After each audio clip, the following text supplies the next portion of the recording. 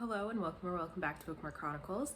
I was gearing up to do part 2 of reading 5-star reviews of books that I dislike, and 2 people that I interact with pretty regularly commented and said they wanted to see me do 1-star reviews of books that I love. So I'm going to be reading 1-star reviews of books that I rated 5 stars. I'll admit I'm a little nervous, but we'll see how it goes. Before we get into that though, I do want to mention that I'm going to start doing Sips by unboxings. This is not at all sponsored or anything. I just really like tea, and I also kind of have a weird obsession with subscription boxes.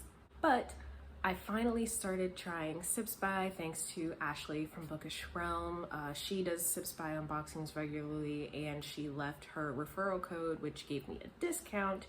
And so I finally got my first box. So I can't do a proper unboxing for this one. I did open the box already. I was out of town for a while, and when I came back, I finally was able to open it. And my parents were here at the time because they wanted to see what I got as well. So I actually ended up having to share some of my tea, but I still want to show you what I got. So the first one is from Tea Pigs. I've never heard of this company before, but it is a peach and mango cold brew. And I've actually already tried this one. So you brew it in cold water, and you have to brew it for like 7 minutes, but it was actually really tasty. I didn't add any honey or anything. Highly recommend. The next one is from Miracle Tree, and it's an Earl Grey. Never tried this brand, but I do love Earl Grey. I actually bought a milk frother earlier this year so that I can make London fogs, so we'll see how that one is. Next is a mint tea from the Republic of Tea. Also never heard of this brand, but you really can't go wrong with mint tea. It's pretty hard to mess that up. So hopefully this one is good. And the last one, which I'm probably most excited about, is chai. Again, never heard of this brand, but well, actually no, you can mess up a chai. I recently tried Tazo chai tea, and it was not for me. It's super weak in my opinion. Whereas I think it's Twinings, they have an ultra spice chai, so it's like double the flavor. Also Stash has really good chai. Those are my teas for October. My November box is actually probably going to be delivered later this week, so in my next video I will unbox that. So now for the reviews. I'm going to start off with Get a Life Chloe Brown by Talia Hibbert. If you all remember, I did a full review of this earlier this year, and a lot of people were surprised that I gave it a 5-star rating because it is a romance novel, and that's not typically my thing. However, one of the things that I do appreciate about Talia Hibbert is that, one, she includes content warnings in her books, which I think is super important. And also the issues that the couples face are real and relatable to me, and it's not just like people just doing stupid things that were totally avoidable and that they knew were gonna have negative consequences. So I found a 1-star review, and here we go. This book has so many great reviews, and I was excited to receive an ARC from HarperCollins in exchange for an honest review. I love romance and usually read romance within 1 or 2 days, but I just could not get into the story. Something about Chloe is so damn unlikable. I didn't care about her family members either, and Red's emotional baggage was so generic, and she and Red had little chemistry together. The use of words like cunt and pussy, etc. just took me out of their sex scenes, and I like a good fast-paced romance. This one moves at a snail's pace. Okay, well, I will say that Chloe is not super likable. She's kind of grumpy, she's always complaining, so I can totally understand that. I liked her family members. I didn't like Eve. Eve is probably the only one that I didn't like, but the snippets of Danny that we got, I love their grandmother Gigi. But, okay. I disagree. I did not think that Red's baggage was generic. I feel like when it comes to abusive relationships, men are less likely portrayed as the ones being abused. So I appreciated that. I also think that it's important to acknowledge the ramifications of emotional abuse. That's just me. I thought she did a great job with that. I also thought that they had pretty good chemistry. Y'all know how I am, so I'm not a fan of tropes when it comes to romance, but I like the slow burn. I like that the two of them were kind of secretly pining for each other, but also like were constantly clashing heads. That's just me. I do understand the use of words though, and how she didn't like the use of the word cunt. It's not a word I use, first of all, but also so many people hate that word, so I can understand that. I didn't necessarily like the use of words sometimes either, so I get that. Okay, that wasn't too bad. It wasn't terrible. I mean, I disagree with most of it, with 95% of it, but it's fine. Okay, so I know a lot of people really dislike this book, and I'm not 100% sure why, but I've also mentioned that it was one of the first fantasies that I've ever read, so maybe I'm not up to par on my fantasy, but it is Shadow and Bone by Leigh Bardugo. So let's see. DNF'd at 50%, well then your opinion is irrelevant. The first two thoughts I had after finishing this book: 1, Mal, please die. 2, Alina just doomed the whole Ravka because she was too busy professing her love to Mal and wouldn't kill a stupid deer. I mean, but okay, fine. I read this a while ago, so I don't 100% remember all of the details, but the stag died anyway, did it not? Leigh Bardugo made a valiant effort to create a sassy female character. Was she sassy? I don't remember that. She only made one, the extremely unlikable, wimpy, and insta-love obsessed Alina Starkova. Oops, Arlena Starkov. Okay. There is only a single female in this book that isn't gossipy, and that's Alina.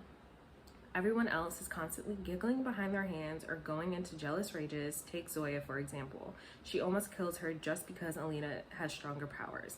Leigh is a woman who was a teenager once. Surely she realized by now that real people aren't like teen movie characters. Zoya has the potential to be a great character with an awesome redemption arc, but she turned into a two-dimensional, cringy villain. Okay. I mean, I don't like Zoya, so I get that. And there was a fair bit of gossipy scenes, okay? And then there's Mal, who tries to be a noble character and fails. He's just so whiny and jealous all the time. He nearly breaks off his friendship with Alina because he thinks she might like the Darkling. They've been friends for around 10 years, and he kisses Zoya in front of her. Dump his butt, girl. You know what?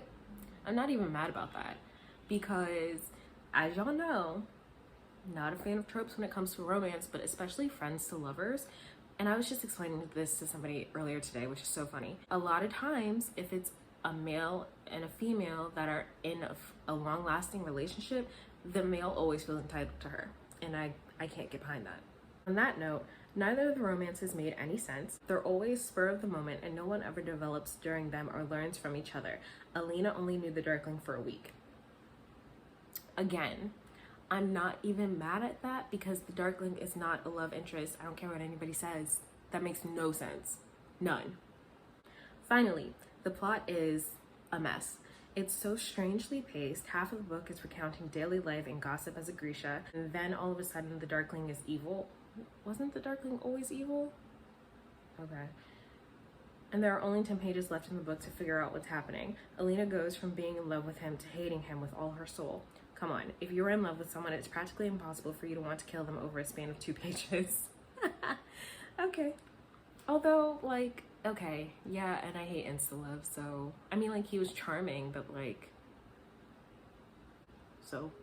Speaking of tropes, how is it that Alina becomes a super powerful, goddess-like, ultra-perfect, Mary Sue-ish character so quickly? Ask someone else.